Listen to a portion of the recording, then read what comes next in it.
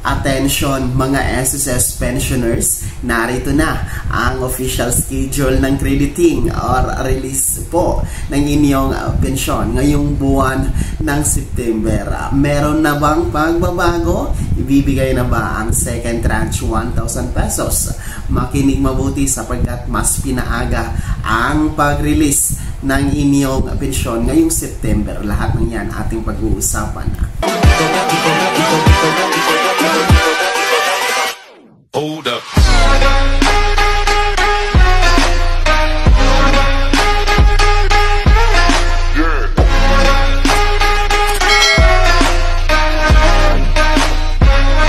Hello mga ka-vlogs! Welcome dito sa aking YouTube channel. Magandang araw po sa lahat ng mga manonood. Saan po kayong dako sa mundo? Kumusta mga ka-vlogs? Pag-uusapan natin ngayon ang official crediting schedule or release ng buwan ng pensyon para sa buwan ng September mga ka-vlogs. At pag-uusapan na rin po natin kung meron na ba ang 1,000 piso na dagdag pensyon o yung second tranche.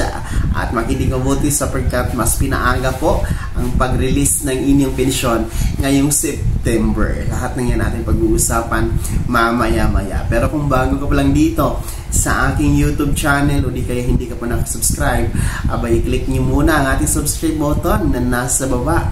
Huwag nyo kaligtaan na i-turn on ang notification bell. Ilagay nyo po sa all para updated kayo sa lahat ng mga videos na i-upload ko. So narito na ang official crediting schedule ng inyong pensyon ngayong buwan ng September mga ka-vlogs. Mas maaga natin itong ipapaalam sa inyo, no? Mas maaga natin itong ibibigay na impormasyon sa inyo kahit August 19 pa tayo ngayon sapagkat mas pinaaga po ang pag-release o pag-credit ang inyong pensyon sa September. Aling batch kaya ang mas maaga?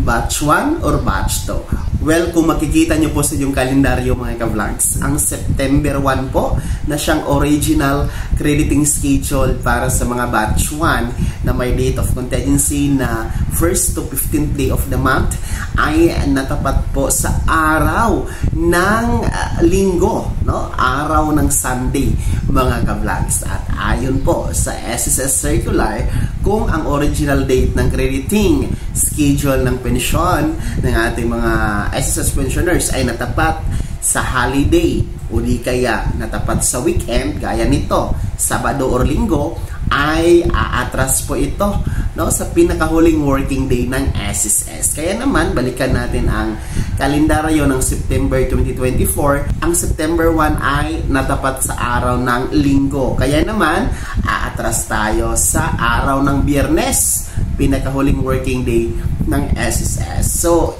instead of September 1, ang crediting para sa mga batch 1 na may date of contingency na 1st to 15th day of the month ay magiging August 30 po ang pagkikredit ng inyong pensyon para sa buwan ng September. So, ibig sabihin, mas maaga, mas pinaaga talaga.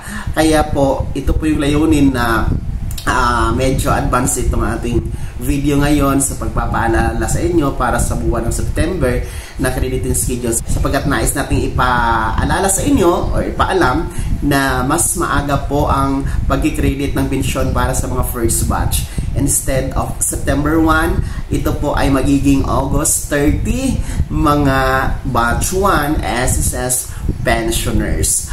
Ang mga batch 2 naman, no, na mayroong original crediting schedule every 16th day of the month ay, kung makikita nyo po sa inyong kalendaryo, ang September 16 po ay regular day, no? Natapat po siya sa araw ng Lunes at hindi din po siya holiday, hindi din po siya natapat sa weekend, Sabado o Linggo. Kaya naman po, regular schedule po, regular crediting schedule ang magaganap para sa mga batch 2 na may date of contingency na 16 to last day of the month.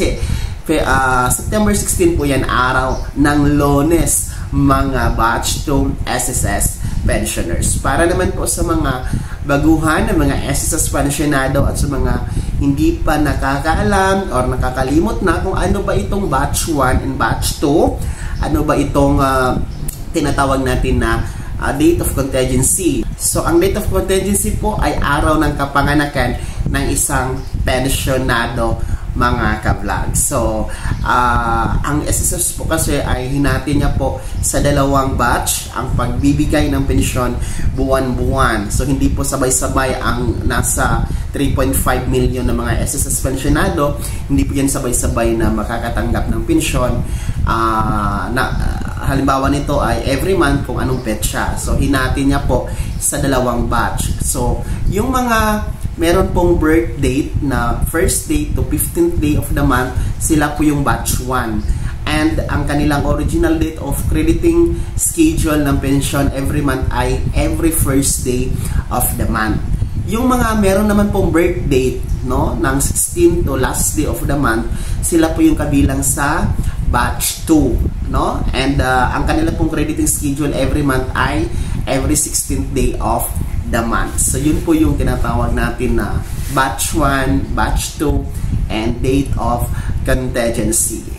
Sa mga katanungan na meron bang pagbabago ngayong buwan ng September, meron na bang dagdag na 1,000 piso na pension, no? Yung tinatawag natin na second tranche 1,000 pension increase na inaantay ng mga pensyonado, ang kasagutan po ay wala, no? Wala pa pong dagdag na 1,000 piso na inaantay po, or yung tinatawag na second tranche, mga ka-vlogs, sapagkat kung atin pong matatandaan sa mga pinaka-latest na statement ng SSS President and CEO Rolando Ledesma Makasait, wala pa po talagang 1,000 piso. So, hindi po talaga ito maibibigay pa ngayong buwan ng September, no?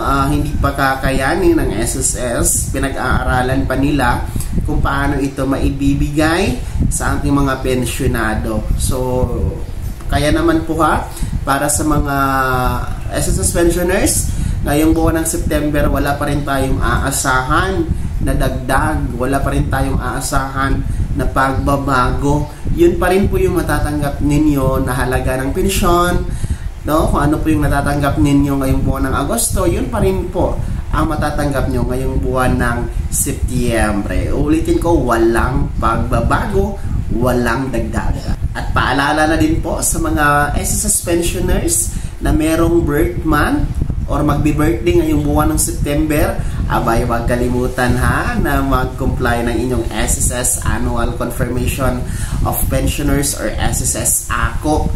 Lahat ng magbi-birthday ngayong buwan ng Setyembre, basta SSS pensioners na merong edad na 80 years old pataas, abay, mag-comply kayo ng inyong SSS ACOP para tuloy-tuloy ang pagtanggap ng buwan ng pensyon at hindi maputol po ito temporary, mga ka-vlogs. So, ayun uulitin ko, mga SSS pensioners, ang inyong pong official crediting schedule para ngayong buwan ng September ay mas pinaanga po ang pagbibigay o pagkikredit para sa mga kabilang sa batch 1 na mayroong date of contingency na 1st to 15th day of the month. Instead of September 1, ito po ay natapat sa Sunday or Linggo, kaya naman ma-advance po ang inyong crediting schedule. August 30 po mahuhulog sa inyong mga ATM card ang inyong pensyon, mga batch 1. And sa batch 2, regular crediting schedule tayo dahil normal day naman, no? Regular day naman po ang September 16. Hindi po siya holiday, hindi din po natapat sa weekend. Kaya batch 2, no, mananatiling September 16 po ang inyong crediting schedule for August pension release, mga ka-vlogs.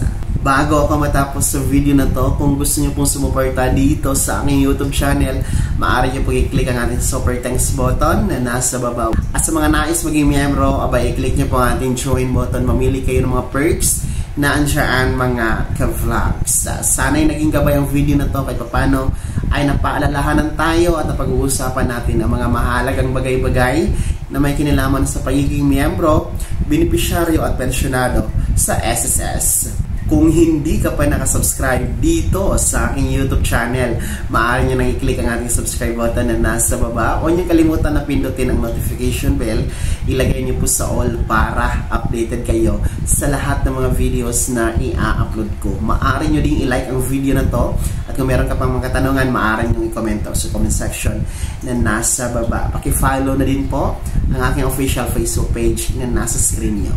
Muli po, ako si Daniel Timpawa na nagsasabing dito sa aking YouTube channel, Pawang Katotohanan at lahat totoo lamang.